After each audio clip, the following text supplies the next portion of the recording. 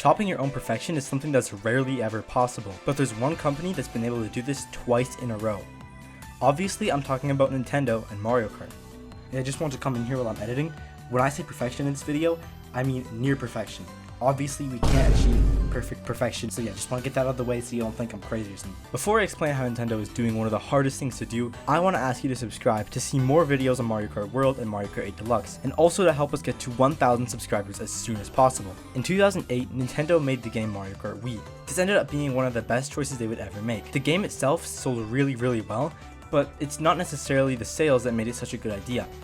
Mario Kart Wii came out on the Wii, the console tied to the childhoods of the most nostalgia-prone generation of all time, and more specifically, the childhoods of the part of the generation that is the most nostalgic. Gen Z stretches from 1995 to 2009, meaning a good chunk of Gen Z would have been really too young to experience the Wii in its prime.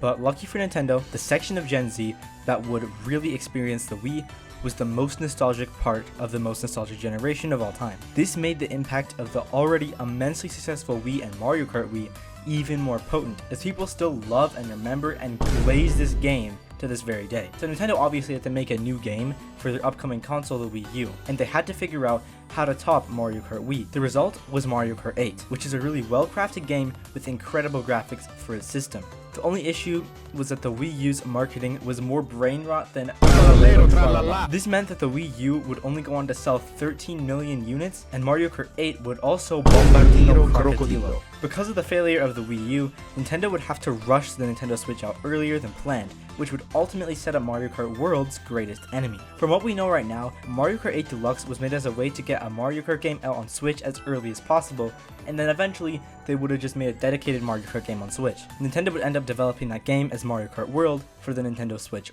1. There was only one issue: Mario Kart 8 Deluxe was doing too good. The Switch 1 ended up being a huge success. This meant it would be more profitable for Nintendo to let Mario Kart 8 Deluxe run its course and then release Mario Kart World late into the Switch's lifespan, or maybe even into the next generation of consoles. But Nintendo didn't predict just how long the game would keep selling for, and also just how long the system that it was on would keep selling for. 8 Deluxe just kept on selling and selling and selling, and eventually Nintendo realized that they could immensely benefit from making DLC for Mario Kart 8 Deluxe.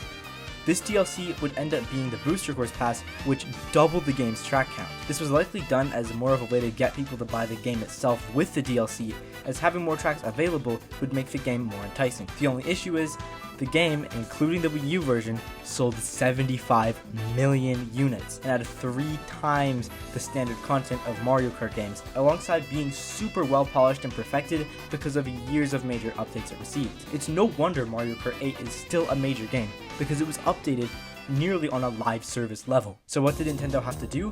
Make Mario Kart World a super full game so that it would have to be viewed as more of an upgrade and not a downgrade. This meant they would have to spend longer making the game, which would give more time to bolster Mario Kart 8's player base, which is not what they wanted. They wanted people to buy the new game on the new console with potentially new DLC. But Nintendo knew what they were doing, because by the time Nintendo started development on Mario Kart World somewhere between 2018 and 2020, they saw the success of Mario Kart 8 and knew they would have to make something really good to convince that many people to upgrade. The open world mechanic of Mario Kart World makes it a completely different game to 8 Deluxe. Who knows if the next game will have an open world too, but there's a good chance that the open world is the future of Mario Kart. Nintendo was smart, adding a completely new racing mode, new tech like grinding and wall riding, and also removing kart customization. You might find it strange why I think removing something makes the game a better sell, but I'll explain why in just a second. If you think about it, everything from Mario Kart DS up to the Booster Course Pass was literally just making a better version of the same game. Though some mechanics like underwater and gliders were added in 7, the game generally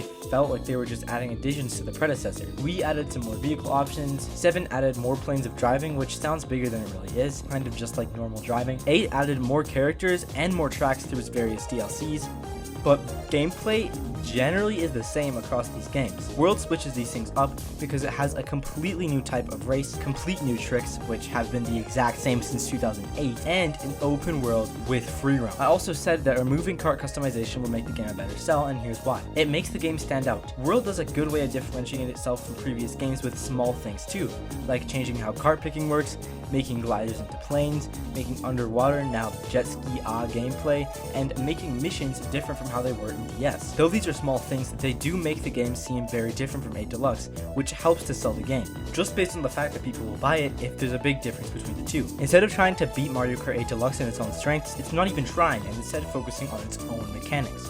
They aren't trying to add even more tracks, which, let's be real, would be way too much content to get good at if they added more. Instead, they're focusing on an open world, and by extent, Knockout Tour. This is a prime example of how to top something perfect, and even if the sales aren't going to be as good, which, let's be real again, they won't, regardless of if you think the price is crazy or not, the game itself seems to be a perfect successor to Mario Kart 8 Deluxe.